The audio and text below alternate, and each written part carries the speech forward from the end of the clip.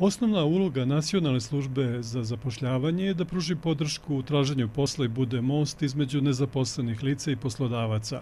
S tim u vezi, Nacionalna služba za zapošljavanje je izvršila redizajn svog sajta i pustila u rad novu web prezentaciju koja posetiocima sajta pruža pregled slobodnih radnih mesta, a poslodavcima pretragu baze nezaposlenih lica. Nacionalna služba za zapošljavanje je danas jedan moderan javni servis koja pruža usluge zaposlenim licima, poslodavcima kao i svim ostalim socijalnim partnerima. Zato nam je cilj da animiramo što veći broj poslodavaca i nezaposlenih lica da izvrše svoju registraciju na našem sajtu koja je vrlo jednostavna i sastoji se od nekoliko koraka, počeo od ličnih podataka, stečenih znanja, vještina i radnog iskustva i iskoriste ovu mogućnost savremenog poslovanja i tako budu prvi informisani o uslugama, merama i podršci koje Nacionalna služba zapošljavanja pruža svojim korisnicima.